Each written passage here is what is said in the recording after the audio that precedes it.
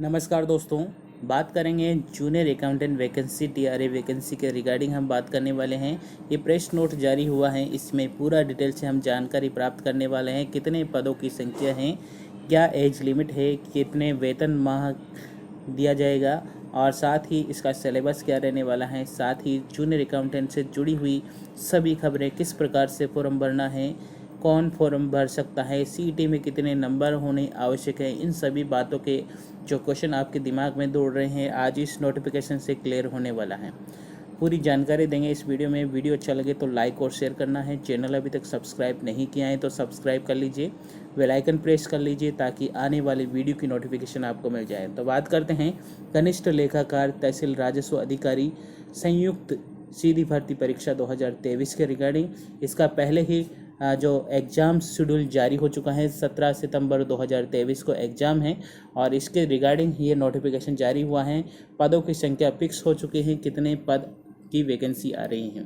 तो यहाँ पर देखें, यहाँ पर जो पदों की संख्या है वो पूरी तरह से बता दी गई हैं। कनिष्ठ लेखाकार पदों की संख्या ये हैं। गैर अनुसूचित क्षेत्र में पदों की संख्या कितनी है, तो यहाँ पर पूरी तरीके से पदों की संख्या फिक्स हो चुकी है।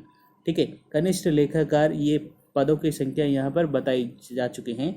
कनिष्ठ लेखाकार की है 4911 पदों पर, ये हैं गैर अनुसूचित क्षेत्र, और अनुसूचित क्षेत्र में है 279, टोटल मिला के 5190 यानी कि 5190 पदों की वैकेंसी आई हैं।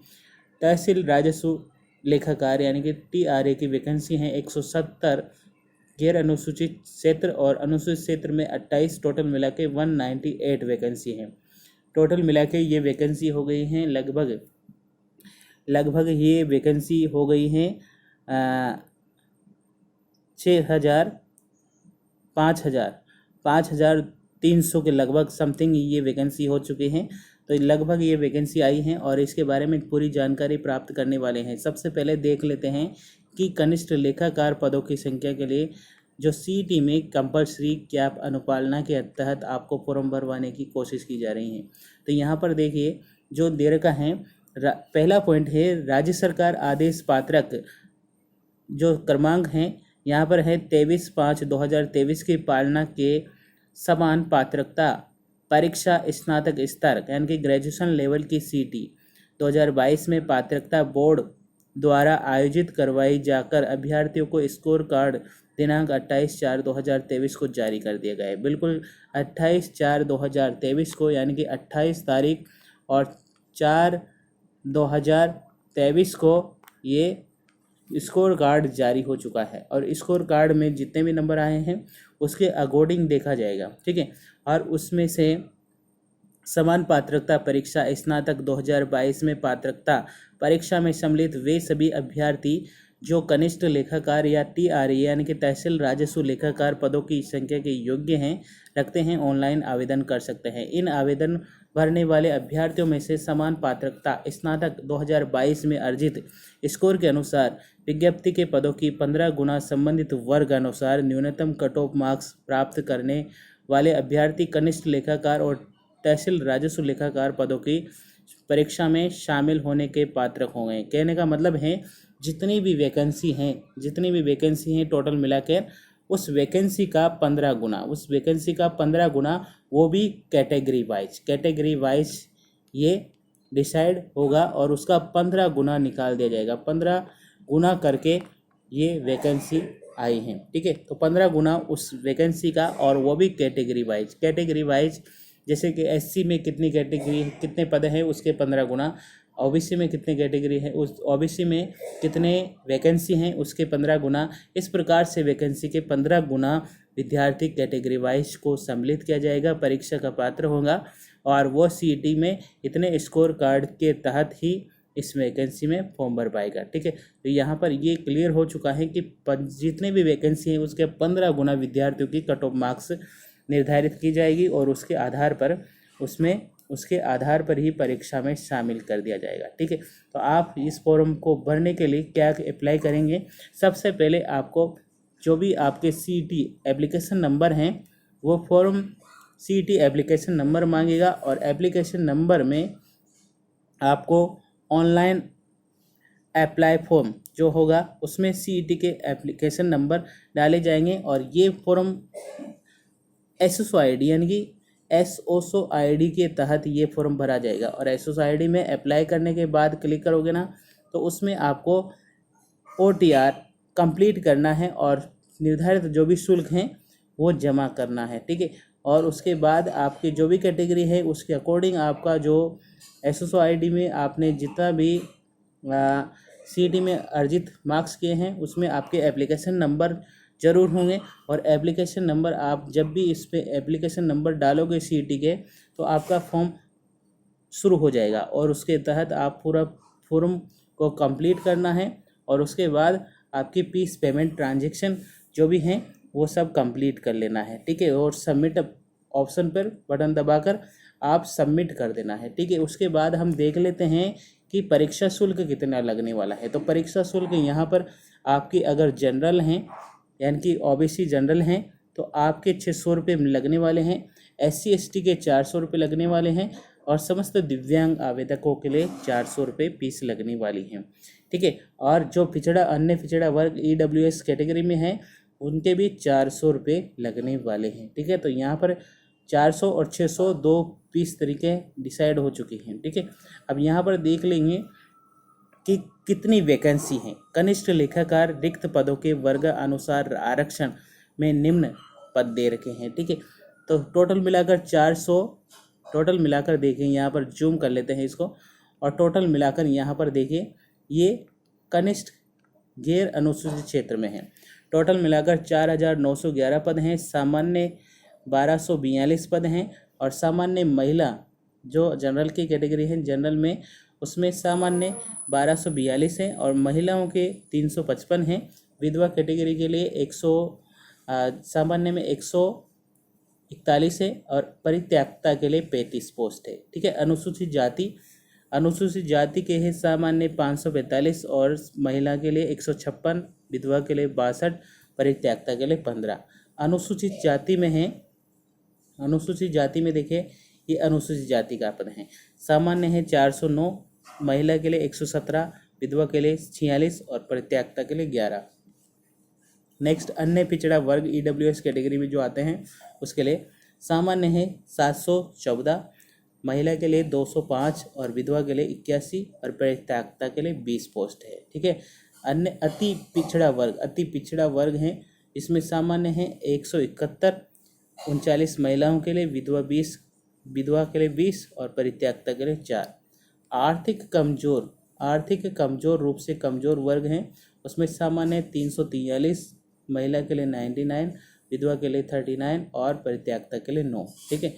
12 शहरी या जो जनजातियाँ आती हैं उसमें सामान्य 17 हैं और महिला के लिए 5, विधवा के लिए 1, परित्यागता के लिए कितनी पोस्ट हैं। तो परित्यागता के लिए देखिए यहाँ पर थोड़ा सा प्रॉब्लम है, बाकी सभी कैटेगरी के हमने बता दिए गए हैं, ठीक है। अनुसूचित जाति क्षेत्र में भी यहाँ पर देख लीजिए, जूम करके दिखा देते हैं।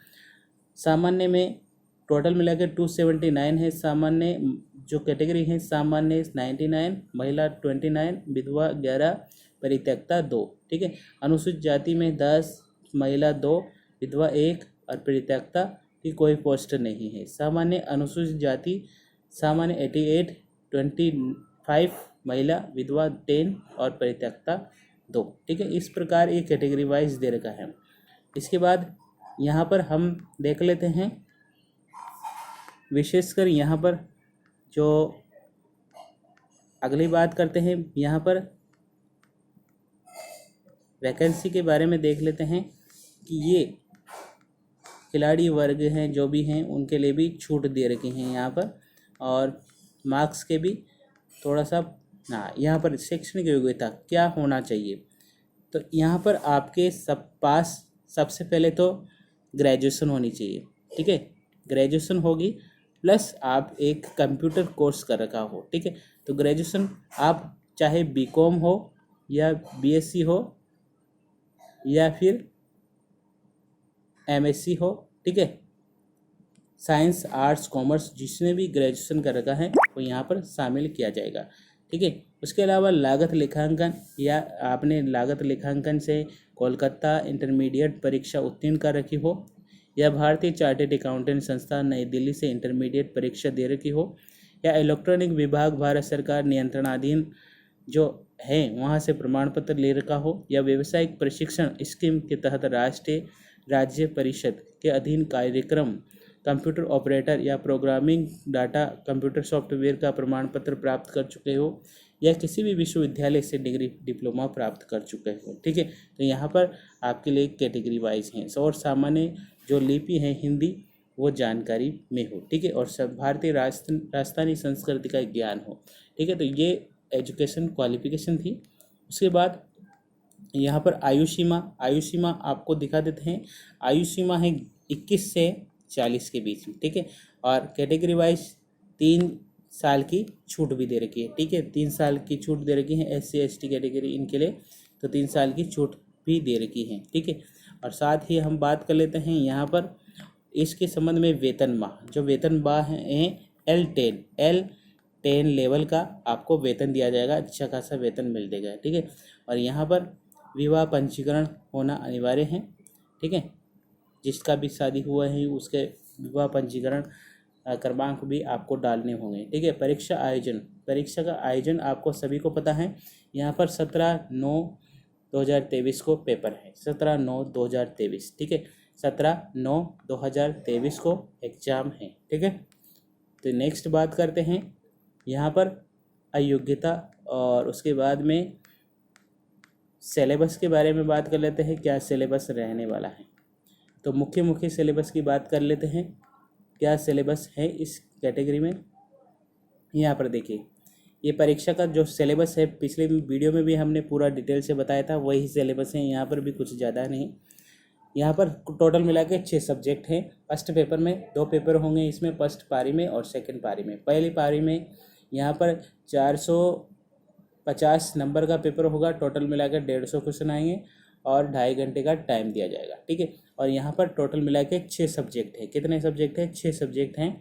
इसमें हिंदी, अंग्रेजी, सामान्य जीके, सामान्य विज्ञान, ठीक है, गणित और कंप्यूटर की यहाँ के टोटल मिला के 75 अंकों के 25 क्वेश्चन पूछे जाएंगे, ठीक है। और टोटल मिला के यहाँ पर 2 घंटे और 30 मिनट दिया जाएगा, ठीक है। ये सभी क्वेश्चन जो सेकेंडरी स्तर पर होंगे, सीनियर सेकेंडरी स्तर पर या सेकेंडरी स्तर पर ये क्वेश्चन पूछे जाएंगे, ठीक है। और यहाँ पर सेकंड पेपर जो होगा उसमें क्या पूछा जाएगा, देखिए यहाँ पर भी टोटल मिला के 6 सब्जेक्ट हैं, ठीक है। और टोटल मिला के वही 450 अंकों का 150 क्वेश्चन और 2.5 घंटे का टाइम, ठीक है। और सभी के क्वेश्चन 25 हैं और 75 एक क्वेश्चन 3 नंबर का है टोटल मिला के। और सभी कैटेगरी वाइज देखिए, पहला पेपर जो सब्जेक्ट में है बही खाता, बुक कीपिंग, लेखांकन, अकाउंटिंग से संबंधित क्वेश्चन पूछे जाएंगे। बिजनेस पद्धति, बिजनेस मेथड से पूछे जाएंगे। लेखा परीक्षा या भारतीय अर्थव्यवस्था से क्वेश्चन पूछे जाएंगे 25। उसके बाद जो 5वां और 6ठा पॉइंट हैं वह RS यानी कि जो नियम हैं, जनरल जो नियम होते हैं उनसे क्वेश्चन पूछे जाएंगे, ठीक है। अब ये जो होंगे ये स्नातक स्तर पर प्रश्न होंगे, सभी के प्रश्न स्नातक प्रश्न पर होंगे, केवल 5वें और 6ठे पॉइंट को छोड़कर। ये 5वां और 6ठा पॉइंट क्या है?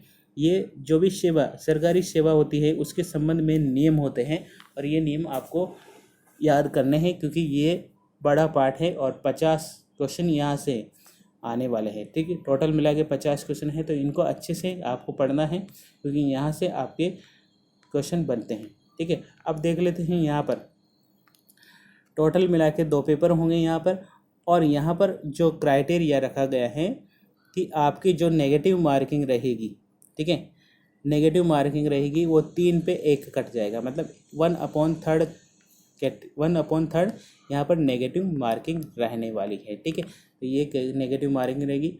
यहाँ पर मिनिमम आपको नंबर लाने होंगे प्रत्येक सब्जेक्ट में, पर सब्जेक्ट में यानी कि पर पेपर में आपको 35% नंबर लाने होंगे। और फर्स्ट पेपर में 35% और सेकंड पेपर में 40% मार्क्स लाने होंगे, कंपलसरी हैं, ठीक है। और इसके अलावा SC/ST कैटेगरी के लिए यहाँ पर 5% की छूट दी गई है, 5% की छूट दी गई है। ठीक है, तो ये आपको याद रखना है। ठीक है, यहाँ पर सिलेबस है, ये हिंदी का सिलेबस है, टोटल मिला के वही बेसिक सिलेबस है जो हमने पिछले वीडियो में डिस्कस कर चुके हैं। ठीक है, इंग्लिश का भी वही सिलेबस है जो हमने पिछले वीडियो में यहाँ पर डिस्कस किया है। ठीक है, कोई बदलाव नहीं है, सेम टू सेम वही सिलेबस है। ठीक है, तो ये पूरा का पूरा सिलेबस वही का वही है, तो यहाँ पर कोई चेंजेस नहीं है। ठीक है, और चेंजेस होगा तो भी हम डीपली आपको इस टॉपिकों को करवाने वाले हैं, तो यहाँ पर हम आपको एक बार फिर रिवाइज कर देंगे कि कौन सा टॉपिक में क्या चेंजेस आया है। ठीक है, तो वीडियो अच्छा लगा हो तो लाइक और शेयर करना है। चैनल अभी तक सब्सक्राइब नहीं किया है तो सब्सक्राइब कर लीजिए, बेल आइकन प्रेस कर लीजिए ताकि आने वाली वीडियो की नोटिफिकेशन आपको मिल जाए। थैंक यू, धन्यवाद, जय हिंद, जय भारत।